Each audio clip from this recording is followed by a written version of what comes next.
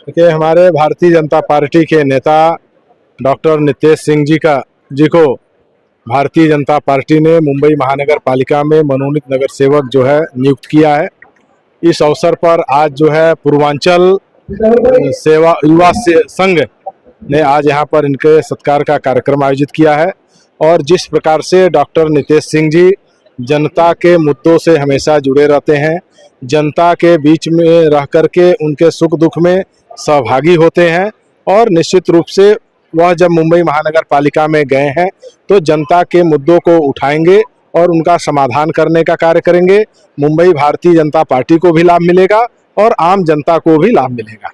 Sir, कहीं ना कहीं आज खाड़ी देश की युद्ध की लड़ाई में मुंबई कोरों के अंदर खासकर गैस की किल्लत हो गई है और कई मजदूर मुंबई से पलायन कर रहे हैं, खासकर उत्तर प्रदेश और बिहार के लोग। उस पर क्या जोर देना चाहेंगे आप? देखिए, आज पूरे विश्व की परिस्थिति देखिए, हमारे माननीय प्रधानमंत्री श्री नरेंद्र मोदी जी के नेतृत्व में यह देश पूरी तरीके से सुरक्षित भी है और समृद्ध भी है। किसी को चिंता करने की कोई बात नहीं है।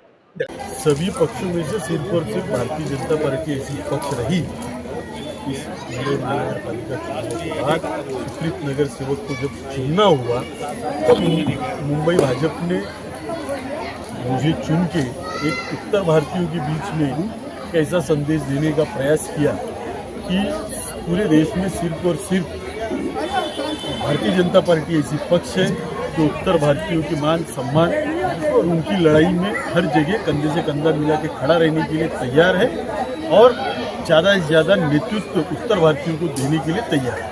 भैया, कहीं नगर के तौर पर आपका फंड मुंबई 227 वार्ड में कहीं भी यूज किया जा सकता है और मुंबई का खासकर सल एरिया में बहुत ज़्यादा प्रभावित रहते हैं, तो इसकी जानकारी आपको कहाँ पे आपका फंड यूज होना चाहिए? देखिए, मुंबई का ऐसा कोई कोना नहीं, मुंबई का ऐसा कोई जगह नहीं जो उत्तर भारतीयों से अछूती रह गई है।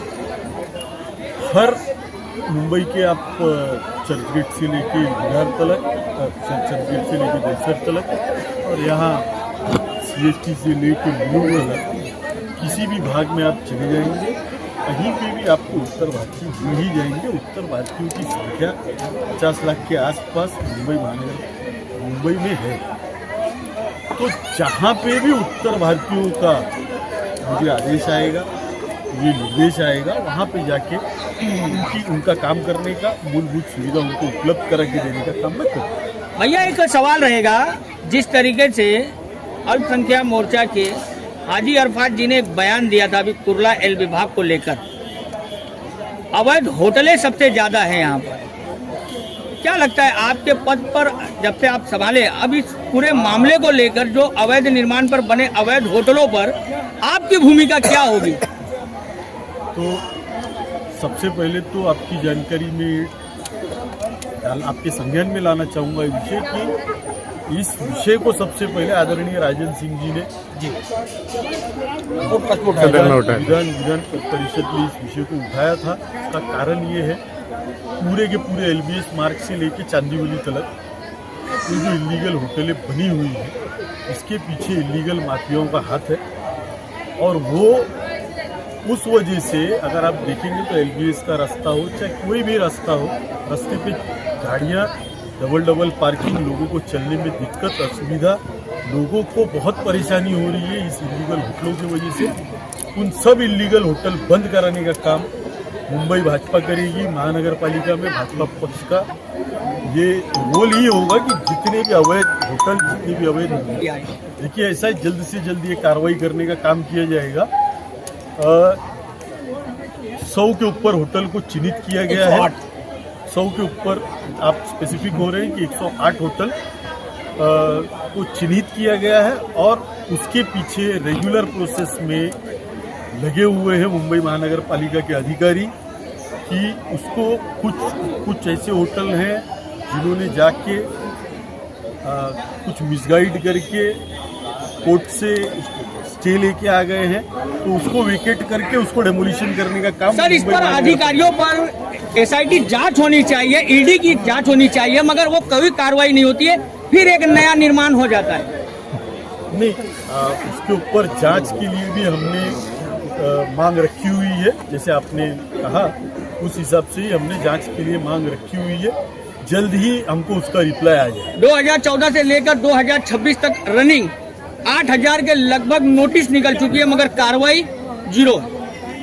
नहीं, उसके ऊपर भी हमारी जो महापौर आई है अभी ऋतु तावड़ी जी, उन्होंने बैठकों का सिलसिला और बैठकों का दौर चालू कर दिया है। इलीगल जितने भी स्ट्रक्चर्स हैं मुंबई में और जितनी भी नोटिस इशू हुई है उसके ऊपर। सर क्या कहेंगे, हिंदी पत्रकार संघ के अध्यक्ष हैं, मुंबई को अच्छे से समझते हैं आप, क्या सुझाव देना चाहेंगे डॉक्टर नितेश सिंह जी को कि किस तरह लोगों की मदद कर सकें, लोगों की सेवा कर सकें? देखिए, अभी आपने धुरंधर 2 फिल्म देखी जी? तो धुरंधर 2 फिल्म में जैसा नायक काम करता है, वैसी धांसू और धुरंधर नेता हैं हमारे नितेश सिंह जी। उनको सुझाव देने की जरूरत नहीं है, वो खुद ही सक्षम है धुआंधार काम करने में। तो आप लोग की अपेक्षाओं पे खरा उतरेंगे, ऐसा नहीं है। ठीक। भैया सुंदर सिंह जी, अब एनसीपी के चांदी तालुका के अध्यक्ष हैं, लेकिन एनसीपी के एक भी नेता यहाँ पे दिखाई नहीं दिया।